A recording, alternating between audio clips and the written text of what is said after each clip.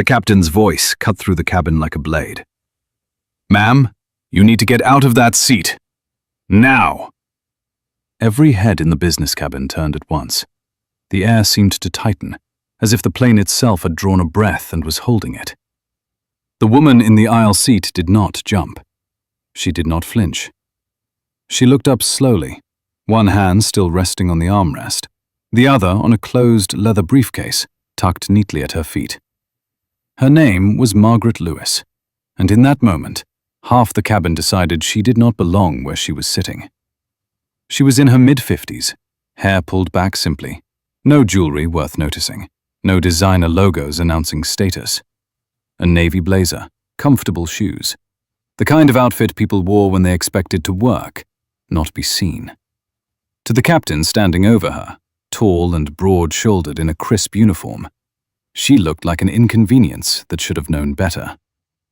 "I said, get out of the seat," the captain repeated, louder now. "This aircraft is about to depart." The overhead bins hummed softly as they locked. Somewhere farther back, a baby cried, then went quiet. A flight attendant froze mid-step near the galley, her fingers tightening around a stack of safety cards. Another attendant avoided looking at anyone at all. Margaret felt the eyes on her. She felt the weight of them pressing into her back, her shoulders, the base of her neck. She also felt something else, steadier and colder. The familiar sensation of being measured, judged, dismissed before she had spoken a single word. She looked up at the captain's face, close enough now to see the thin red vein pulsing at his temple, to hear the edge in his breathing. "Sir," she said evenly, "this is my assigned seat." Her voice was calm, not defiant, not apologetic. Calm in a way that unsettled people who expected fear. The captain let out a short, humorless laugh. "Not today, it isn't. You're holding up departure. Gather your things." A man across the aisle shifted uncomfortably. He glanced at Margaret, then at the captain, then down at his phone, as if the screen might offer instructions on what kind of person he was supposed to be in this moment. 2 rows back, an older woman pressed her lips together, eyes narrowed, memorizing every detail. Margaret reached into her blazer pocket and slid her boarding pass onto the armrest between them. It lay there plainly. Business class, seat confirmed. No confusion, no error. "If there's an operational issue," Margaret said, "I'm happy to cooperate, but I'll need to understand the reason." The captain didn't look at the boarding pass. He didn't need to. His jaw tightened, the muscles in his neck rising like cables. "You don't need to understand anything," he said. "This is a crew matter." Crew matter. 2 words. Vague, flexible. A phrase designed to end conversations without explaining anything at all. Behind him, the young flight attendant swallowed hard. Her name tag read Emily. She had been the one sent over first, voice shaking as she passed along an instruction she knew was wrong, but did not feel powerful enough to question. Margaret could see it in her eyes now. The fear, the calculation, the silent prayer not to be noticed. Margaret looked past the captain, catching Emily's gaze for just a second. No anger there, only recognition. She had been that young once. She knew what it felt like to stand between authority and conscience and be crushed by both. "Sir," Margaret said again, softer this time, "if you're asking me to give up a seat I paid for, I'll need that request documented." That was when the captain leaned in. "People like you always want documentation," he said quietly. "Always want to make things complicated." The words landed hard. Not shouted, not dramatic. Delivered low, almost conversational, like a truth he felt entitled to share. A ripple moved through the cabin. A few people inhaled sharply. Someone in the back whispered, "Jesus Christ," under their breath. Margaret's fingers curled once against the armrest. Just once. She felt heat rise, then settle, locked down behind years of discipline. She had learned long ago that anger, when wasted, only served the people who provoked it. "Please step back," she said. "You're standing too close." The captain straightened, color creeping into his face. He turned slightly, angling his body so the rest of the cabin could see him, so they could see who was in control. "This passenger is refusing a lawful crew instruction," he announced. "If she continues, she will be removed from the aircraft." Removed. The word echoed, heavy, final. Margaret exhaled slowly through her nose. Around her, the cabin held its breath again. She could feel the judgment forming, the stories writing themselves in strangers' minds. Difficult, non-compliant, problem passenger. She stood. The movement was deliberate, measured. She lifted her briefcase, slung the strap over her shoulder, and turned toward the aisle without being touched. "I will walk," she said. "I won't be dragged." The captain stepped aside, satisfied now, already turning away as if the matter were resolved. He had won. Order restored. Authority affirmed. As Margaret moved toward the front, the cabin parted in silence. Some people looked away. Some watched openly. One man, grey-haired, sitting by the window, met her eyes and nodded once. A small gesture, but it steadied her more than he could know. At the aircraft door, the cool rush of conditioned air met her face. 2 airport security officers waited outside, professional, unreadable. One of them spoke gently, rehearsed. "Ma'am, we're going to need you to come with us." Margaret nodded and stepped onto the jet bridge. The door closed behind her with a hollow thud that sounded far louder than it should have. Inside the cabin, the captain exhaled sharply and rolled his shoulders. He felt the familiar surge of control settle back into place. The plane was his again. The problem had been removed. What he did not see was the way several passengers had already pulled out their phones, or the way Emily, hands shaking, stared at the closed door, as if she had just watched something irreversible happen. Out in the terminal, the noise rushed back in. Rolling suitcases, overhead announcements, the ordinary chaos of an airport continuing without pause. Margaret walked between the 2 officers, spine straight, eyes forward. Each step felt heavy, but her mind was clear. Clear in a way it only became when lines had been crossed. At the gate desk, a manager in a fitted blazer looked up, already wearing the practiced expression of sympathy without responsibility. "I'm sorry about the misunderstanding," the manager began. "The captain has broad discretion." Margaret raised a hand. The gesture was small, but it stopped the sentence cold. "This was not a misunderstanding," she said quietly. "And he does not have that discretion." The manager blinked, irritation flickering beneath the surface. "Ma'am, if you'd like to file a complaint, I can offer you a voucher and rebook you on the next flight." Margaret looked past her, through the glass, toward the aircraft. Boarding had resumed. A young man in an expensive jacket was being escorted down the jet bridge, laughing into his phone, unaware of the quiet violence that had cleared space for him. Something inside Margaret settled into place. Not anger, not humiliation. Resolve. She reached into her bag and took out her phone.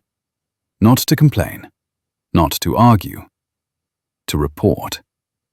Behind her, the captain laughed at something a flight attendant said. The engines began their low, patient whine.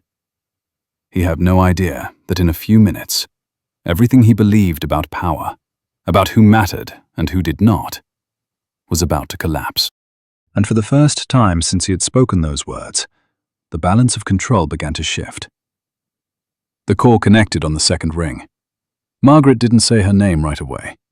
She didn't need to. The man on the other end knew her voice, and the silence that followed it told her he understood something was wrong. "I'm at gate C-17, O'Hare," she said. "I've just been removed from transcontinental flight 814. There was a pause, papers shifting, a chair creaking as someone sat up straighter. "Removed how, Margaret?" She watched through the glass as the jet bridge pulled back from the aircraft. The door sealed. The plane was alive now, humming, committed. No easy undoing. For refusing to surrender a confirmed business-class seat without cause. The captain cited non-compliance. The silence deepened. When her chief of staff finally spoke, his voice had changed. No warmth, no small talk, only focus. Was there a safety issue? No. Mechanical. Number. Documented operational necessity. No. Another pause. Longer, this time. Who was the captain? Margaret glanced at the name printed on the flight information screen. Richard Coleman. The name meant nothing to her. Yet. But she felt it settle into memory, filed carefully, like a piece of evidence slid into an envelope. And the reason given, the voice asked. She closed her eyes for a moment. Not from pain, from precision. He said it was a crew matter. Then he said people like you make things complicated. The breath on the other end was slow and controlled, the sound of someone counting before speaking. Are there witnesses? Yes. Video. That was all it took. All right, Margaret, the voice said. Stay where you are. Do not leave the gate. I'm escalating. She ended the call and slipped the phone back into her bag. Around her, the terminal flowed as if nothing had happened. Travelers laughed. A child dragged a stuffed bear across the carpet. A departure announcement chimed overhead. To the world, she was just another delayed passenger. Inside the aircraft, Captain Richard Coleman adjusted his headset and settled back into his seat. The tension in his shoulders loosened as the taxi checklist began.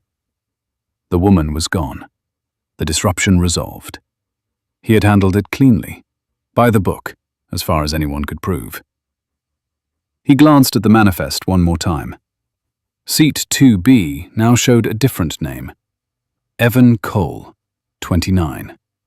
Added manually. A favor, but not his favor. That mattered to him. It always did. The kid had called him directly, voice casual, entitled, as if this sort of thing happened every day. Uncle's stuck in meetings, man. They told me to just talk to you. Coleman had sighed, irritated but unsurprised. He'd done this long enough to know how the system really worked. People pretended rules were rigid, but they bent all the time. For the right people. For the ones who mattered. And the woman in 2B had not mattered. Not enough. Or so he believed. Back in the terminal, Margaret felt eyes on her again. This time from the gate manager, who had retreated behind her keyboard, typing quickly, already building a narrative. Non-compliant passenger, escalation avoided, crew authority upheld. Margaret knew that language. She had written regulations meant to stop it from being abused.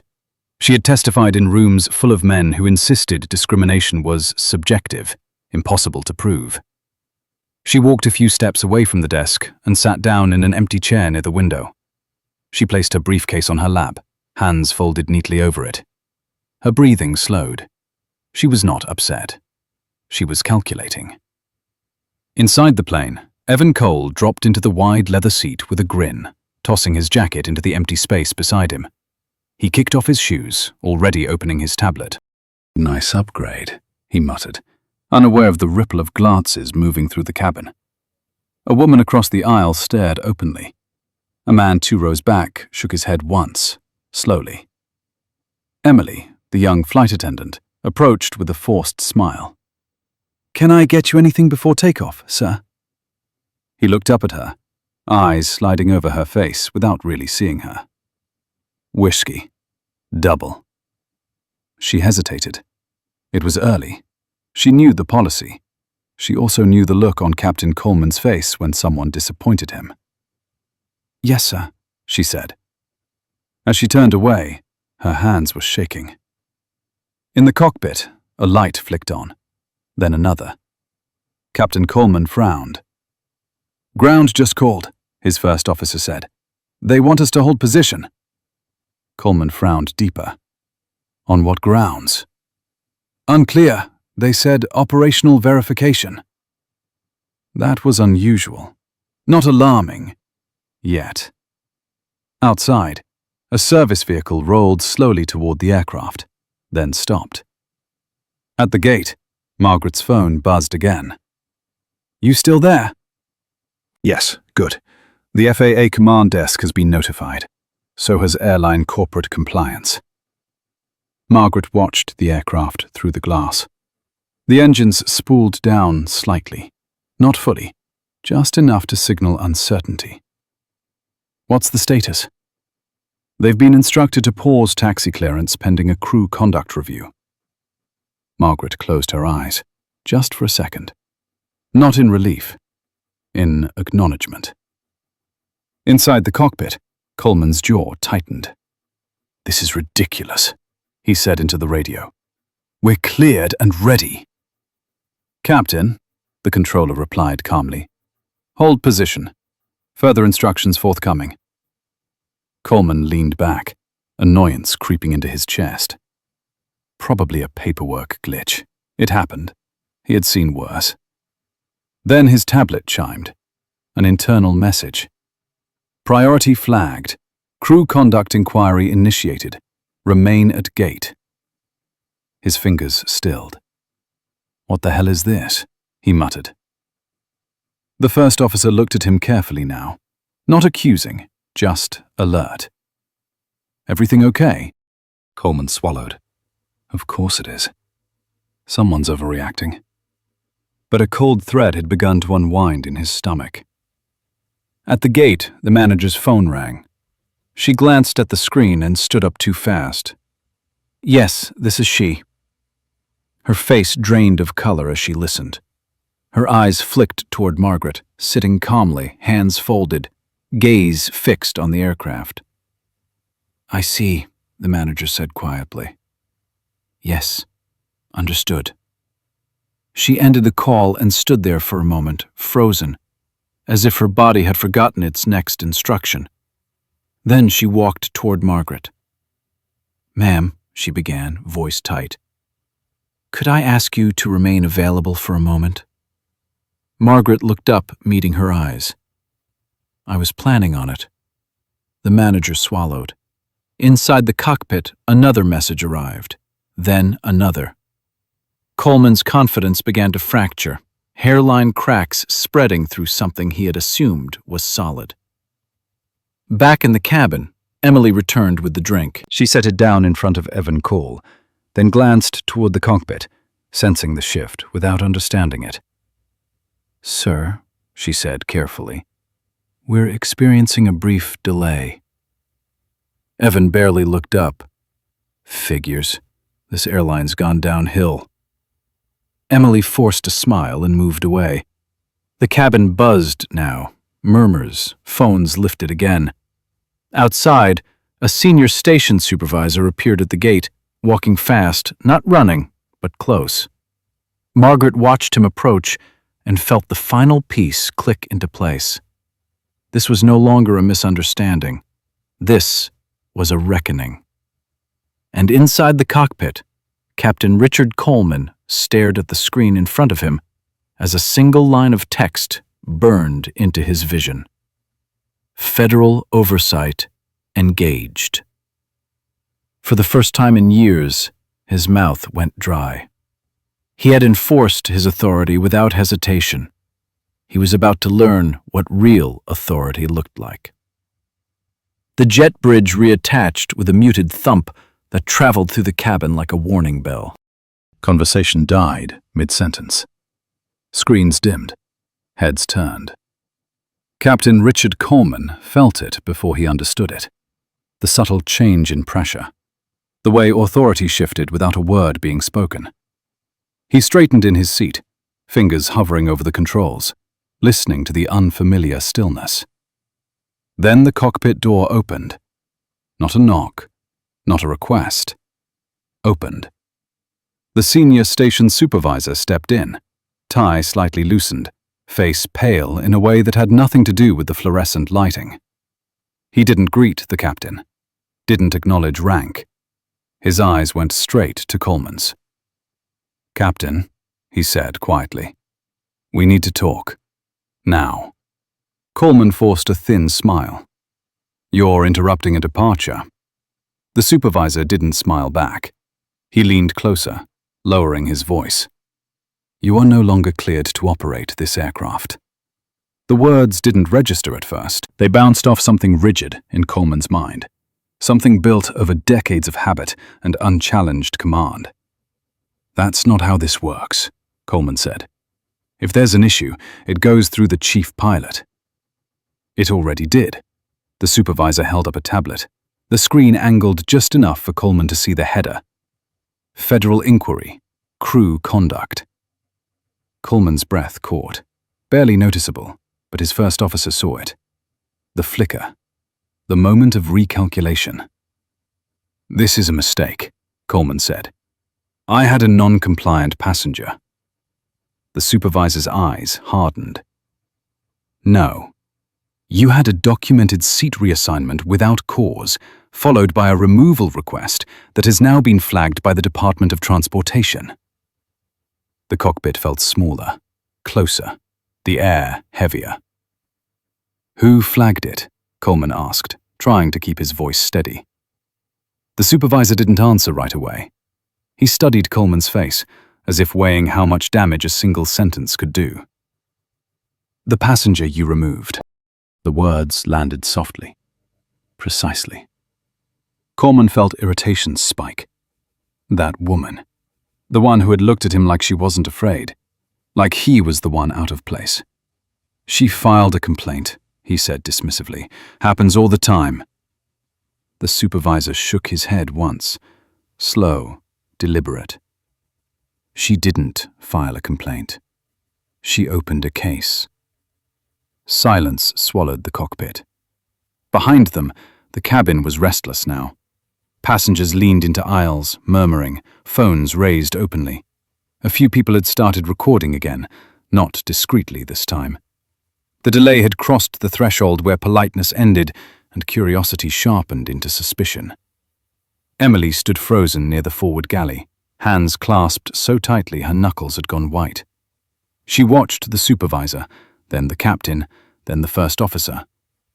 She had never seen a cockpit conversation spill out like this, never seen authority questioned so directly. "Sir," she whispered to the senior attendant beside her. "What's happening?" The older attendant didn't answer. Her jaw was set. Her eyes never left the cockpit door. At the gate, Margaret sat exactly where she had been left, same chair, same posture. The world had shifted around her, but she remained still, as if motion were no longer required. The gate manager hovered nearby, pretending to type, failing at it. Every few seconds her eyes darted toward Margaret, then away, like a child avoiding eye contact with someone they knew they had wronged. Margaret's phone buzzed again. "They're bringing the aircraft back to the gate," her chief of staff said, full stop. "Good," Margaret replied. "Any word from corporate?" "They're scrambling. Legal is in the loop. The CEO has been notified." Margaret closed her eyes briefly. That escalated quickly. "Not because of who you are," the voice said carefully. "Because of what he did." Margaret opened her eyes and watched the plane through the glass. The engines were fully down now, ground crew moving in deliberate patterns. The illusion of inevitability was gone. Inside the cockpit, the supervisor straightened. "Captain Coleman, you are to secure the aircraft and step off the flight." Coleman laughed, a short, incredulous sound. "You can't be serious." "I am." "On what authority?" The supervisor met his gaze without flinching. "Federal oversight." The word hung there, heavy, unmovable. The first officer shifted in his seat, suddenly very aware of the distance between himself and the man beside him. He had flown with Coleman for years, admired him once, learned from him. Now he saw something else. A man realizing the rules he enforced so freely did not bend for him. "This is insane," Coleman said. "Who is she? Who is this passenger?" The supervisor didn't answer immediately. He stepped back toward the open cockpit door, making space, as if preparing the room for something larger. "You'll find out." The walk down the jet bridge felt endless. Coleman had walked this path thousands of times, confident, admired, saluted with nods and smiles. Today, every step felt exposed. Passengers stared openly now. Phones followed him. No one spoke, but the silence was loud with judgment. He reached the terminal and stopped short. Margaret was standing now. She wasn't alone. The senior station supervisor stood to her right. 2 airport security officers stood a respectful distance behind her, no longer leading, no longer touching. The gate manager hovered off to the side, face pale, hands clasped like a confession waiting to happen. Margaret turned as Coleman approached. Their eyes met. For the first time since the cabin confrontation, Coleman saw her clearly, not as an inconvenience, not as a challenge to his authority, as a presence, controlled, unmovable. "Captain Coleman," she said. Her voice was calm, not triumphant, not angry. His mouth opened, closed. He swallowed. "Mom," he began, defaulting to tone before thought. "There appears to have been a misunderstanding." Margaret tilted her head slightly. A small movement. Precise. "No," she said. There was a decision. The supervisor cleared his throat. "Captain," he said, "this passenger is Commissioner Margaret Lewis of the United States Department of Transportation." The words did not explode. They froze. Coleman felt it happen inside him. The sudden drop, like an elevator cable snapping, leaving his stomach somewhere far above his body. Commissioner. Federal.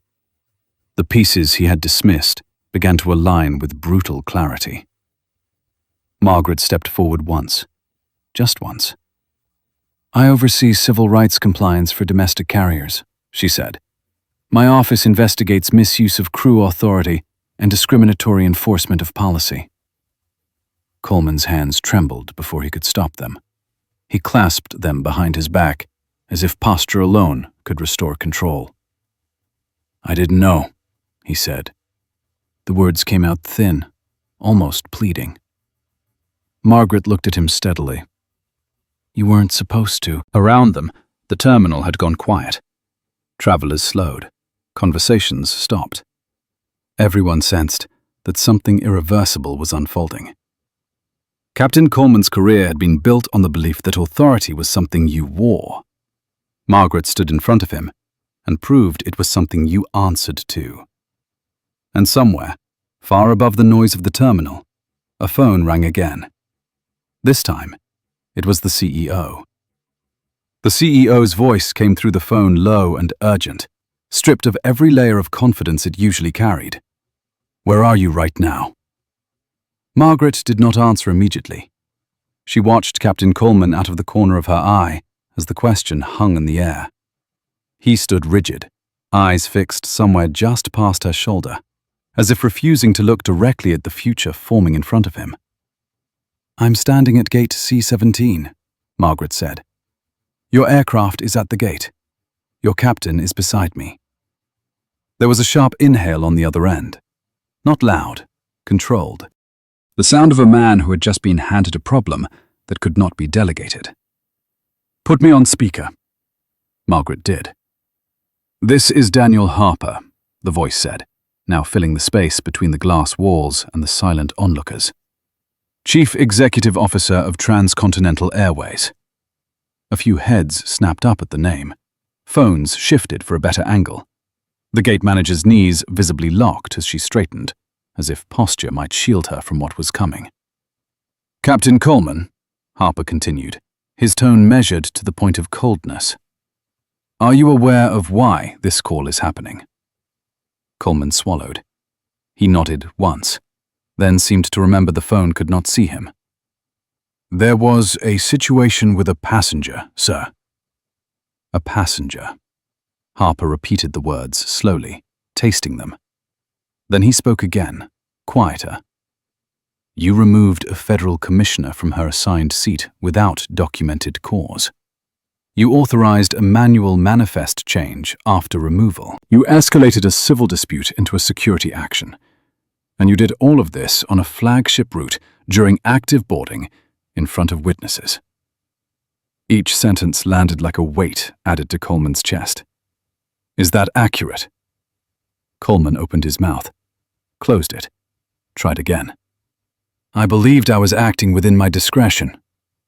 Discretion, Harper said, is not immunity. Margaret felt the air shift again. This was no longer about apology or damage control. This was about distance. Harper was already placing it between himself and the man who had created the crisis. Commissioner Lewis, Harper said, his voice turning slightly, not warmer but sharper in respect. I want to state clearly that this behavior does not reflect our company's values. Margaret met his gaze through the glass, though he was miles away. Values are not statements, she replied. They're patterns. Silence. Then Harper spoke again, slower now. What do you intend to do? Margaret did not hesitate. I intend to open a formal investigation into the misuse of crew authority and discriminatory enforcement of policy on this flight. Effective immediately. Coleman's head snapped up. You can't just... Margaret turned her head toward him. Just enough. I can. Her voice never rose. It didn't need to. Captain Coleman, Harper said, you are relieved of duty pending investigation. Surrender your credentials to airport security. Coleman's breath hitched. His eyes darted toward the supervisor, the gate manager, the growing crowd. Toward Emily, standing frozen near the galley entrance, her face pale, eyes shining with something that looked dangerously close to relief. Sir, Coleman said, this is excessive. Harper's reply was instant. What's excessive is thinking your uniform made you untouchable. The line went dead. For a moment, no one moved. Then the supervisor stepped forward. Captain. Coleman's shoulders sagged just slightly. Not enough to be obvious. Enough to be human. He reached up slowly and removed his cap. The motion was careful, almost reverent, like he was handling something fragile. He placed it under his arm, then unclipped his ID badge and held it out. The security officer took it without comment. A murmur rippled through the terminal. Not loud, not celebratory. The sound of people watching something final unfold. Emily pressed a hand to her mouth. Her chest was rising and falling too fast now. She hadn't meant for this to happen. Had she? She had followed an order. She had survived. That was what she told herself. Yet, standing there, watching authority collapse in real time, she felt something crack open inside her. The gate manager took a step backward, bumping into the counter. She looked at Margaret, then away, shame flickering across her face before she smothered it under professional blankness. Margaret finally spoke again. Captain Coleman, she said, when you ordered me out of my seat, you never asked who I was. You didn't need to. She took a breath, slow, controlled. The problem wasn't that you didn't know my title. The problem is that you believed it mattered. Coleman's jaw trembled. I didn't mean. You meant exactly what you did, Margaret said. You made a decision based on who you thought I was, and you used your authority to enforce it. She turned slightly, addressing the small crowd now openly watching. This is how discrimination actually works. Not with shouting, not with slurs, with procedures, with discretion, with the quiet assumption that no one will challenge it. Several people lowered their phones. A few nodded. One woman wiped her eyes quickly and looked away, embarrassed by her own reaction. Margaret faced Coleman again. You will have due process. You will have representation. This will be reviewed thoroughly. She paused. But it will not disappear. The supervisor gestured gently. Captain. Coleman hesitated, then turned and walked away, flanked by security. Each step echoed. No one applauded. No one spoke. The power he had carried moments earlier dissolved into something small and brittle. As he disappeared down the corridor, Margaret exhaled. Not in relief, in release. Emily took a tentative step forward. Commissioner Lewis, she said softly. I'm sorry. Margaret looked at her. Really looked. I know, she said. And that matters. Emily nodded, tears slipping free now. She wiped them away quickly, embarrassed. Behind them, the departure board updated. Flight 814, delayed. Margaret picked up her briefcase and turned back toward the gate window. The aircraft sat silent now, a machine waiting for permission it no longer assumed. This was not the end. She knew that. This was the moment before consequences began to ripple outward, into offices, into boardrooms, into training manuals and quiet conversations and decisions people would make later when no one was watching. Her phone buzzed again. Legal wants a statement, her chief of staff said. Margaret's gaze remained on the plane. They'll get it, she replied. In order. In writing. She straightened her jacket, adjusted the strap of her bag, and prepared to walk. The system had noticed, and it was awake. The conference room smelled like coffee that had gone cold, and carpet cleaner that never quite masked the past. Fluorescent lights hummed overhead, too bright, too honest. The glass walls looked out onto the terminal, where life kept moving, indifferent to the reckoning taking shape inside. Margaret sat at the head of the table, without claiming it. She placed her briefcase on the floor at her feet and folded her hands, fingers still, breathing even. Across from her, the airline's corporate attorney adjusted his tie for the third time in a minute. He was young enough to be ambitious, and old enough to know when ambition should step aside. Thank you for meeting on short notice, he said. We want to cooperate fully. Cooperation, Margaret replied, begins with accuracy. The word landed softly, but it shifted the room. The attorney nodded, lips pressed thin. He tapped his tablet, and the screen on the wall flickered to life. A timeline appeared. Boarding, seat reassignment request, security removal, manual manifest update. Each line carried a timestamp written in calm, unforgiving precision. Let's start here, Margaret said, pointing to the moment her name disappeared from seat 2B. Who authorized the change? The attorney glanced at the station's supervisor, who cleared his throat.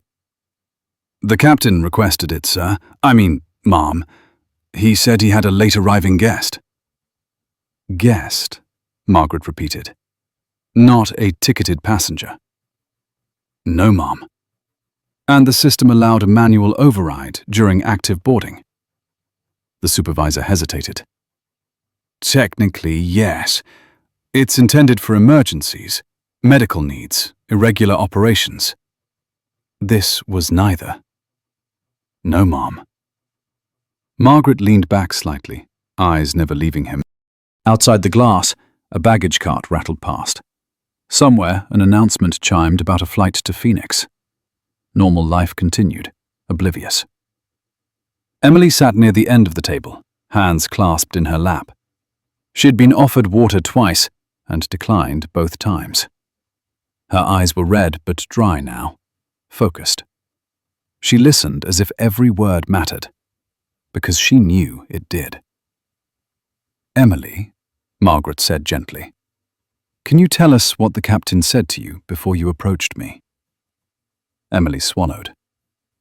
He told me his guest was running late. He pointed at the manifest and said, "That's the seat." He said I should move the passenger quietly and not make it a thing. And if you didn't? Emily's voice dropped. He said probation cuts both ways. The attorney's pen paused mid-note. Probation for how long? Margaret asked. 90 days. And how many weeks had you been flying? 3. Margaret nodded once. She did not look surprised. She looked confirmed. Thank you, Emily. That will be noted. Emily exhaled shakily, shoulders loosening as if she had been holding herself together with sheer will. The attorney cleared his throat again. Commissioner Lewis, with respect, the captain is a senior employee. His record is part of the inquiry, Margaret said, not a shield from it. She turned to the supervisor. How many complaints has Captain Coleman had related to passenger interactions in the last 5 years? The supervisor shifted in his seat. I'd need to check the database. Do that. The attorney began to speak, then stopped himself. He tapped his tablet again. A new document appeared. Redacted. Annotated. There are reports, he admitted. Some informal, some resolved internally. Resolved how? Coaching, reassignment, no formal findings. Margaret felt something settle into place. A familiar pattern. Paper smoothed over paper until the truth lost its edges. Informal resolution without documentation creates plausible deniability, she said. It also creates repetition. No one argued. Outside the room, Captain Coleman's cap sat on a metal table beside a badge and a pair of aviator sunglasses. Objects stripped of meaning. He sat alone now, hands clasped, staring at a wall he had never had to face before. The corridor echoed with footsteps passing him by, none stopping, none acknowledging. Back in the conference room, a door opened quietly. A man in a dark suit stepped in, breathless, eyes sharp. The CEO's chief of staff. He nodded to the attorney, then to Margaret. Ma'am, the CEO is en route. He asked me to convey that he accepts responsibility for the operational failure and will comply with all federal requests. Responsibility is not transferable, Margaret said.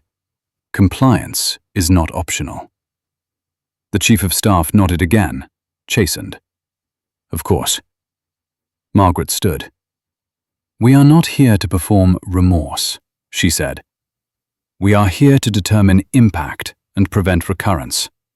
That requires scope. She turned to the screen, and the timeline dissolved, replaced by a list. I'm requesting a full audit of seat reassignment overrides across your domestic fleet for the past 3 years. I want to see patterns by route, by crew, by passenger profile. The attorney's eyes widened. That's extensive. So is the harm. I am also requesting all internal communications related to Captain Coleman's incident history.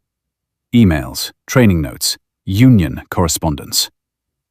He nodded slowly. Understood. Finally, Margaret said, I am placing a temporary hold on discretionary seat reassignments pending review. Effective immediately. The supervisor inhaled sharply. That will impact operations. Yes, Margaret said. It will. Silence followed. Heavy. Unavoidable. Emily shifted in her chair. Commissioner Lewis, she said, voice barely above a whisper. Am I in trouble? Margaret turned to her fully now. Her expression softened, not weakened. No. You were placed in an impossible position. That is on the system, not you. Emily's eyes filled again. She nodded once, fiercely, as if clinging to that sentence. The door opened again. This time, Daniel Harper himself stepped in. He looked older up close. Tired in a way success often hid until it couldn't. He didn't sit. He stood behind the chair, hands resting on the back, grounding himself. Commissioner Lewis, he said. I should have been here sooner." "You're here now," Margaret replied. He met her gaze. No deflection, no spin. "I want to make this right." Margaret held his eyes. For a long moment, neither spoke. The room seemed to lean in. "Making it right starts with understanding why it happened," she said. "Not just who." Harper nodded. "I agree." "Then we're aligned." Outside the glass, the aircraft sat quiet, tethered, waiting for clearance it no longer assumed. Inside, the conversation moved forward, deliberate, unspectacular, and irreversible. This was how change actually began. Not with shouting, not with spectacle, with rooms like this. With names written down. With systems forced to look at themselves without flinching. Margaret gathered her briefcase and slid it over her shoulder. "We will follow up with written directives by close of business," she said. "Until then, the hold stands." Harper nodded again. "You'll have everything you asked for." Margaret paused at the door. "One more thing." They looked up. "The next time a passenger refuses an undocumented downgrade, do not label them difficult." She opened the door. "Label the system that put them there instead." Then she stepped back into the terminal, where the noise rushed in, unaware that somewhere behind glass, the ground had shifted. The investigation did not make headlines at first. It moved quietly, the way real consequences always did. Through encrypted emails, through late-night calls between compliance officers and federal attorneys, through data requests that landed on desks like uninvited guests and refused to leave. Margaret returned to Washington that evening on a different flight, a different airline, sitting in a narrow seat near the wing. She did not sleep. She watched the lights of the city dissolve beneath the clouds and thought about patterns. About how many times a decision like that one had been made before, without witnesses, without phones raised, without a woman who knew exactly where to apply pressure. By the time she reached her office the next morning, the first reports had already begun to arrive. Routes, crew IDs, seat override logs.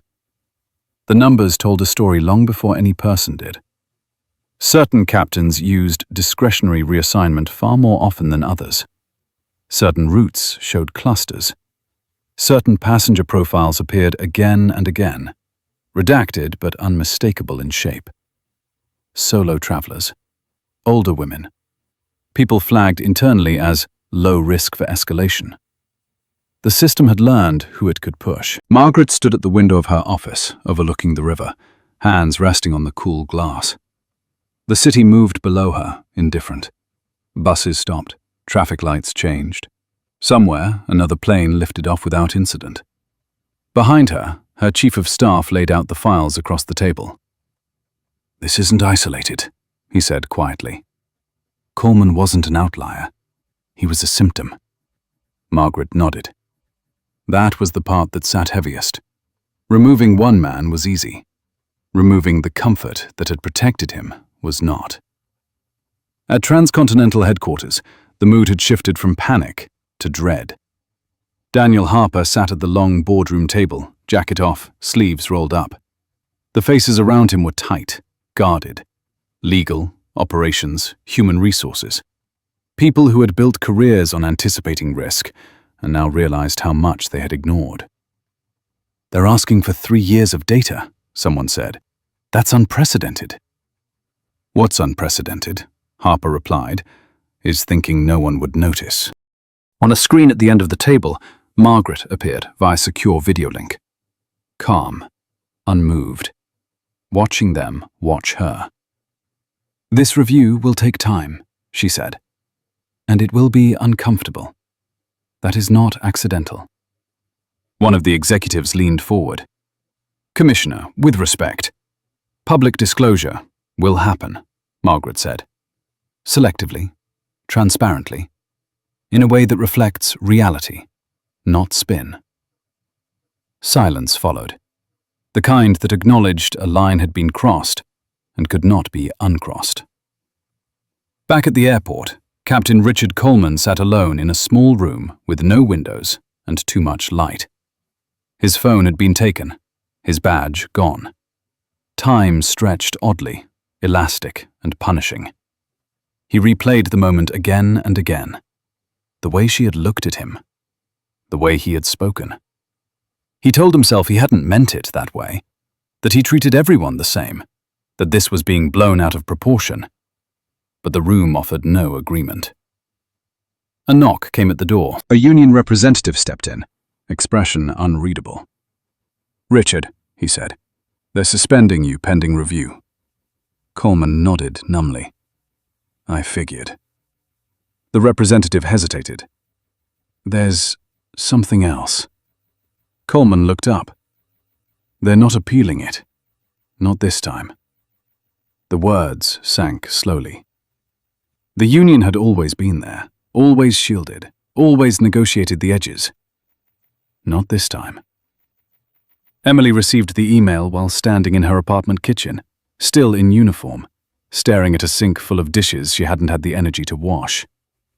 Her probationary status was lifted effective immediately. Counseling services offered. No disciplinary action. She sat down on the floor and cried until her chest hurt. Not from relief alone, from the release of something she hadn't realized she'd been carrying since that day. At the same time, the gate manager from C-17 was called into a meeting she assumed would be routine. It wasn't. Her report had been flagged. The language, the framing, the omission of key details. It was all there, frozen in text. She left the building an hour later, carrying a box she hadn't expected to need. For the first time in years, she had no badge to swipe on the way out. News broke 2 weeks later, not as a scandal, as a finding. The Department of Transportation announced a formal review into discretionary enforcement practices across multiple carriers. Transcontinental was named.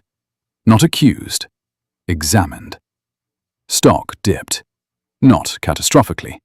Enough to be noticed. In interviews, Margaret spoke carefully. She did not describe herself as a victim. She described processes. She described harm without drama.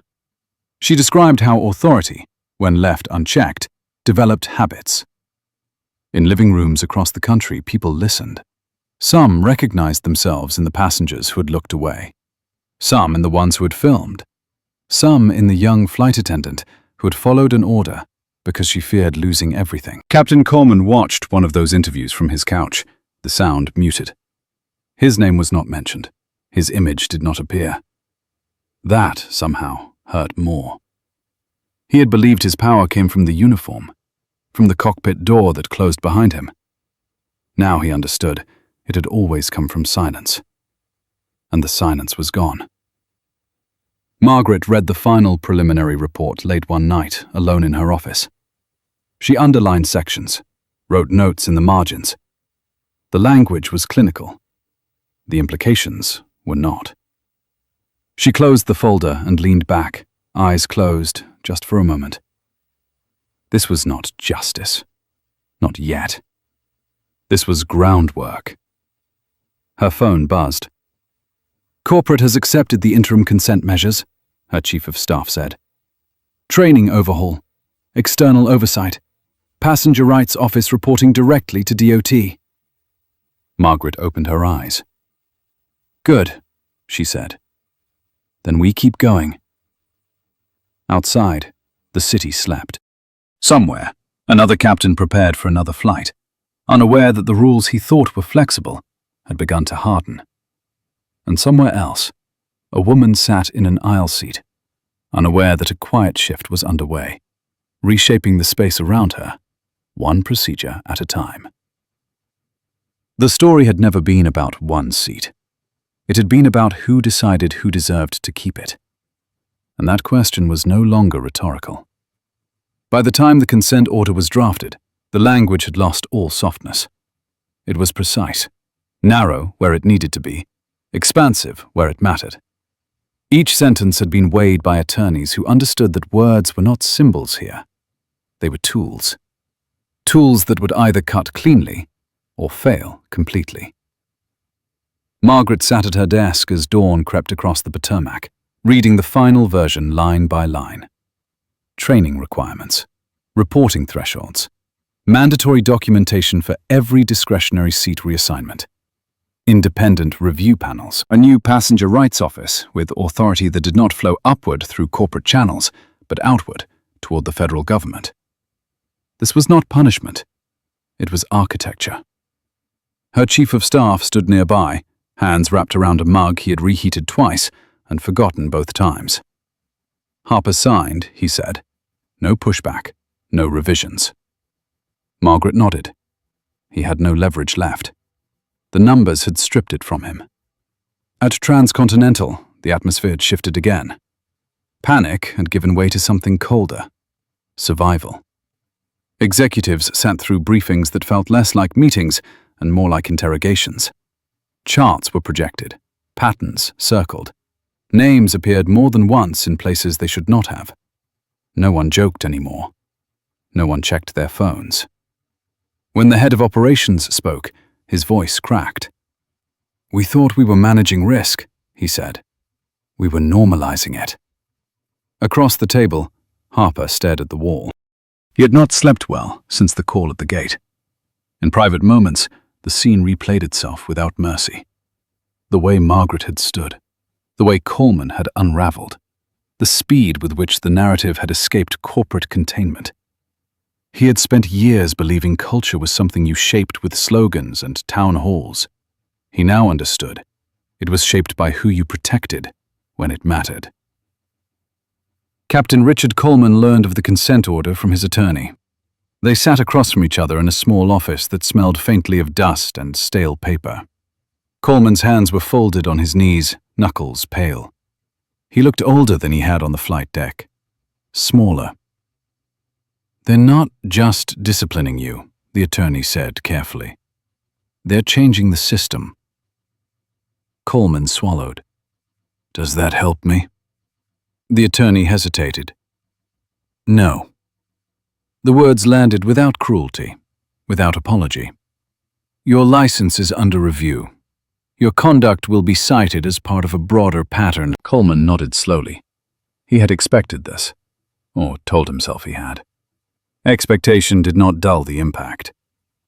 "I flew for 30 years, he said quietly. "No accidents, no incidents." The attorney met his eyes. This was an incident. Coleman looked down at his hands. He remembered his first uniform, the weight of it, the way his father had looked at him when he put it on. He had believed professionalism was posture, control, authority. No one had taught him how thin that definition was. Emily attended the first training session under the new program 2 months later. She sat in a windowless room with a dozen other flight attendants, some younger, some seasoned, all wearing the same guarded expression. At the front, a facilitator spoke plainly. No corporate euphemisms, no platitudes. "Authority is not a shield," the facilitator said. "It is a responsibility. And responsibility includes refusal." Emily felt something shift as the words settled. Refusal. Not rebellion, not insubordination. Refusal grounded in law. She thought of Margaret standing in the aisle, calm, unmoved. She thought of herself, hands shaking, passing along an order she knew was wrong because she did not believe she had a choice. Now she knew she had. At the gate, where it had all begun, the manager's position was still vacant. The desk was staffed by rotating supervisors, each careful, each hyper-aware. The language used had changed. Requests were documented. Explanations were offered. Downgrades came with compensation and consent, or not at all. Passengers noticed. Some asked questions, some didn't. But the air felt different, less brittle, less arbitrary. Margaret noticed too. She flew often now, sometimes on Transcontinental, sometimes not.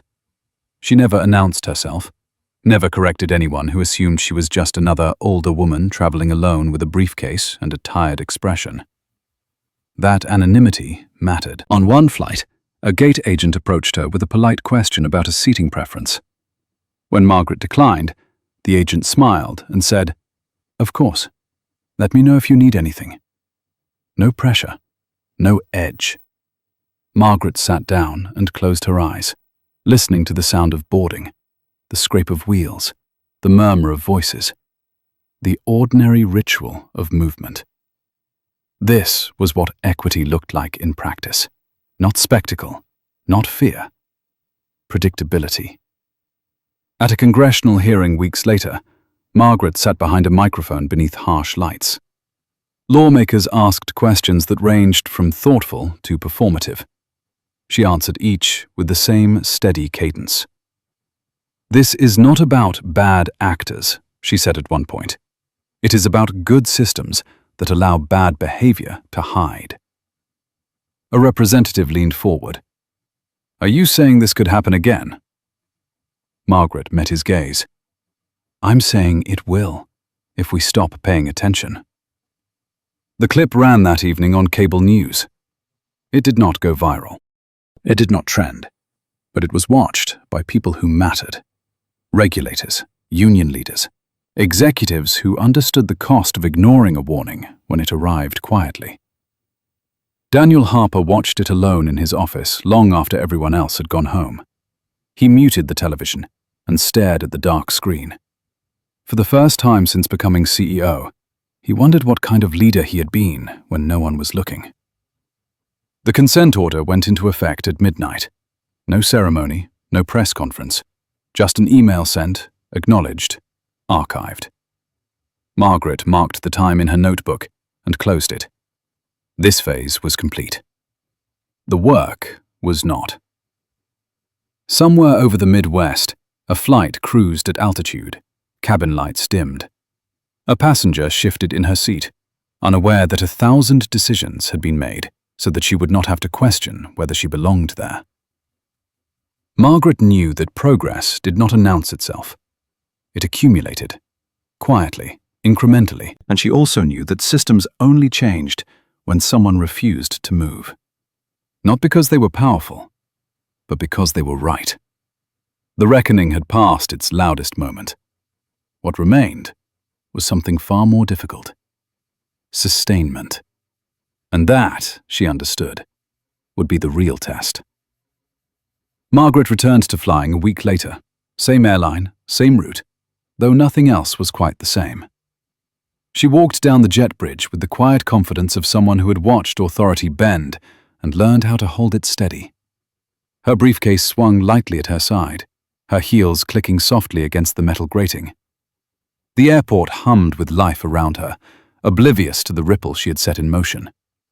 As she reached the aircraft door, she paused. The cabin crew were waiting. Not tense, not wary. Professional. Calm. In the first row, a new captain greeted passengers with a smile that reached her eyes, not just a uniform. Captain Alicia Dean, mid-30s, African-American. Natural hair pulled back neatly, name tag gleaming under the cabin lights. Margaret met her gaze. Dean's eyes widened slightly, and then a slow, deliberate smile spread across her face, one that carried recognition, respect, and understanding. "Commissioner Lewis," she said softly, extending her hand. It was firm, steady. It was acknowledgement without embellishment. The weight of the moment settled between them.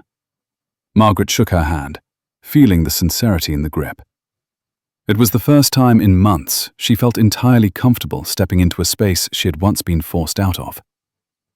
Captain Dean spoke just low enough for Margaret to hear. "You reminded a lot of people what this uniform is supposed to stand for. We're proud to have you on board." Margaret nodded, letting a small, private smile touch her lips. "Thank you," she said simply. The acknowledgement was enough. No fanfare, no statement. Just recognition. She moved down the aisle, noticing the senior flight attendant preparing the beverage cart. Sarah, from the day of the incident, caught her gaze and smiled.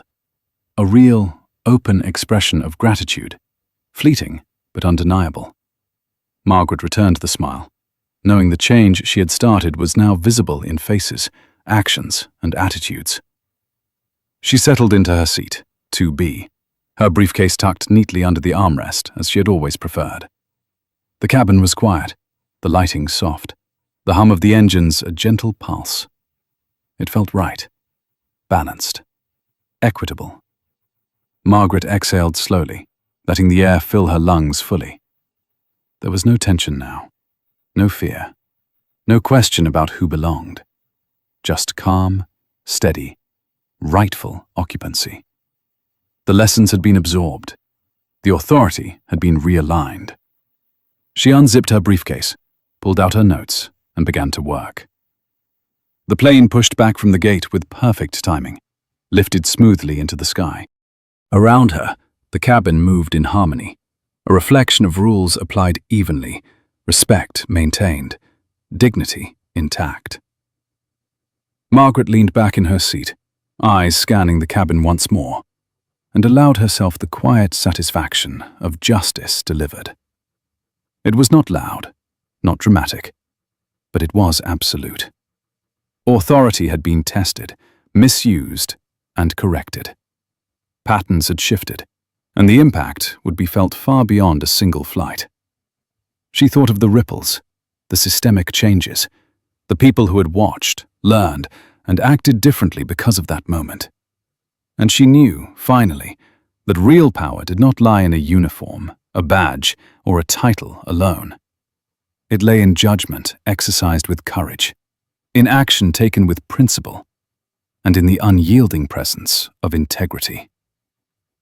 The engine's low rumble filled the cabin as Margaret opened her notes fully, pen poised. The work continued, the mission endured, and the sky stretched endlessly ahead, calm and just. The first sip of coffee did nothing to calm the lingering tension in Margaret's chest. She looked out the window at the fading skyline of Chicago, the city shrinking beneath clouds that caught the last light of dawn. Every detail of that morning, every glance, every word, every decision, replayed in her mind with crisp precision. She could feel the subtle shifts in behavior, the nervous flight attendants, the pale-faced gate manager, the frozen captain, each one a testament to how far assumptions and unchecked authority could reach. Her phone buzzed again, discreet, signaling updates from her chief of staff. She ignored it for a moment, savoring the quiet intensity of observation, the understanding that control was not about force, but about anticipation and patience. Systems, she reflected, were only as just as those who monitored them allowed. She had bent none, but all had bent around her. Minutes later, the cabin crew began their pre-flight checks. Captain Dean moved efficiently, calmly, her voice steady but warm as she greeted passengers. Each motion carried a precision that was human yet disciplined, a balance Margaret had seen only in those who had been trained to respect both procedure and people. Emily moved beside her, composed now, confidence growing where once there had been fear. Margaret's eyes traveled along the aisle. Sarah adjusted a beverage cart with exacting care, giving the smallest knowing nod as Margaret passed. It was subtle, acknowledgement without fanfare. The lessons of the previous incident were no longer theoretical. They were alive in faces, gestures, and habits. Settling into her assigned seat, Margaret allowed herself a moment of quiet reflection. The engine's gentle hum vibrated through the cabin floor. Outside, the sun had climbed higher, painting the clouds gold. It was a vast canvas. But here inside, the environment had shifted. Authority was no longer a tool for intimidation. It had been reshaped into accountability. Equity, she realized, was practical, observable, enforceable. The passengers were calm, comfortable, oblivious to the magnitude of the shifts that had occurred off-screen. Margaret pulled out her notes and began to work, pen moving across paper, her mind already cataloguing the lessons for broader application. The flight, smooth and uninterrupted, was a quiet affirmation that systemic change could be embedded, not imposed, and that observation, enforcement, and courage could ripple outward far beyond a single cabin. As the plane lifted gracefully into the sky, Margaret leaned back and let herself breathe fully. There was no triumphalism in her posture, no desire for recognition, only satisfaction, tempered with purpose. The work would continue, the systems would remain vigilant, and the lessons of that day would serve as a quiet, enduring precedent. She closed her notebook, glanced once more at Captain Dean and the crew, and allowed a small, private smile. Justice, sustained and systemic, had taken flight. And for Margaret, the horizon ahead was as clear and boundless as the sky itself. Margaret Lewis watched the city lights shrink beneath the clouds as the plane leveled off, a gentle hum vibrating through the fuselage. Her fingers traced the edge of her briefcase, leather-worn but sturdy, a silent reminder of the long hours spent preparing for this moment. Around her, passengers murmured softly, the gentle clink of service trays punctuating the low drone of the engines. She was alone in thought, but not isolated. Every moment of the morning replayed in her mind, the cold authority of the captain, the hesitant glances of the young flight attendant, the silent calculations of passengers who didn't yet know the scale of what had happened. The terminal, the jet bridge, the gate, all of it had shifted that day, and she had been the fulcrum. She opened her notebook, pen poised, though her mind was already writing faster than ink could follow. Patterns, she thought. Systemic flaws, repeated behavior, unchallenged assumptions. A single incident had exposed decades of entrenched culture, and now every detail mattered. She reviewed the notes from the flight crew, each statement, each hesitation, each recorded phone clip. Emily's voice trembling, the gate manager's fingers hovering over the keyboard, the captain's denial repeated over and over like a mantra. And yet Margaret had stood firm, calm, precise, unshakable. That firmness had been the catalyst. The law had followed. The system had responded. But this was only the beginning. In Washington, her chief of staff was already mobilizing a response team. Analysts, compliance officers, legal counsel, investigators, all coordinated through encrypted channels. Margaret had instructed them to compile data across every domestic route flown by the airline in question. Seat reassignments, discretionary overrides, internal reports, passenger complaints. Everything that could expose patterns of favoritism, discrimination, and abuse of authority. Each piece of data was a thread, and she intended to weave them into a fabric strong enough to hold the airline accountable. She leaned back in her seat, letting the soft hum of the engines fill the silence between thoughts. Outside the window, the horizon stretched infinitely, the clouds catching the first hints of sunrise. It was poetic, almost cruelly serene, the contrast between the beauty of flight and the human errors below it. She allowed herself a brief reflection on the passengers who had watched, recording, murmuring, processing what they had witnessed. Some of them had merely documented an event. Some had begun to understand the invisible forces that shaped interactions, policies, and power. And some would carry that understanding forward, quietly changing how they acted, who they trusted, and what they challenged. Emily, seated a few rows behind her now, had settled into a controlled calm. The tension that had twisted her shoulders, whitened her knuckles, and stolen her breath on the jet bridge was gone. Margaret glanced back once, catching Emily's eye. No words were exchanged, only acknowledgement. Courage had been tested and affirmed. Authority had been examined and corrected. The lesson had landed. Margaret returned to the notebook. The agenda was clear. First, an immediate suspension of discretionary seat reassignments pending full review. Second, a systemic audit spanning 3 years of operational logs, crew conduct reports, and any informal resolution documentation. Third, the establishment of an independent passenger rights office, reporting directly to the Department of Transportation, bypassing the airline's chain of command to prevent future manipulation. Each directive was intentional, precise, and enforceable. The subtle poetry of systemic justice, she considered, was in the fact that it was procedural, invisible to those untrained to read it, yet undeniable in its effect. Hours passed without interruption. Flight attendants moved efficiently, offering service, smiles, tempered but genuine. Captain Alicia Dean navigated the aircraft with a quiet authority, her tone warm yet exact, demonstrating competence without intimidation. Margaret observed, noting every motion, every adjustment, every interaction. There was no pretense here, no coercion, only professionalism, and the faint echo of lessons learned from a day that had nearly rewritten her own expectations of compliance and courage.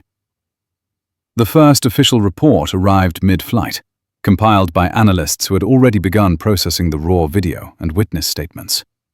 It was meticulous. Each time-stamped interaction, each note, each hesitation, catalogued and analyzed. The weight of evidence was undeniable. Discretionary overrides had been used inconsistently, often in favor of individuals with influence, wealth, or connections. Complaints had been dismissed informally, patterns ignored, and accountability deferred. Margaret read through the report with a careful eye, underlining the sections most critical to framing the case. By the time the aircraft began its descent over San Diego, Margaret had drafted the initial directives for the airline. She reviewed them one last time, confirming language, clarity, and enforceability. This was more than correction. It was architecture. The new structures she was imposing were designed to prevent repetition, to insulate passengers from arbitrary authority, and to create a transparent system where respect for the law, equity, and human dignity were not optional. The landing was smooth, executed with precision, the crew moving seamlessly, the passengers calm and unaware of the breadth of what had been set into motion. Margaret gathered her notebook and briefcase, standing just as the seatbelt signs were turned off. She allowed herself a moment, watching the sunlight streak across the runway, reflecting off the fuselage. Change, she thought, often begins quietly, incrementally, almost imperceptibly, and yet its impact is far-reaching. In the terminal, she met briefly with her chief of staff. Reports were flowing in from multiple sources: data analysis, legal summaries, internal memos, all compiled, cross-checked, and prioritized. The airline's CEO had been notified and had confirmed full cooperation pending federal oversight. Margaret's instructions were clear: enforce immediately, document meticulously, and ensure every layer of authority understood that the era of unaccountable discretion had ended. She paused before exiting the terminal, catching her reflection in the glass. Calm, composed, unassuming. But inside her chest, a quiet satisfaction settled. Not from triumph, but from the recognition that systems could be shaped by reason, courage, and principle. That a single act of resolve could propagate through layers of bureaucracy, ultimately altering the behavior of individuals, cultures, and institutions.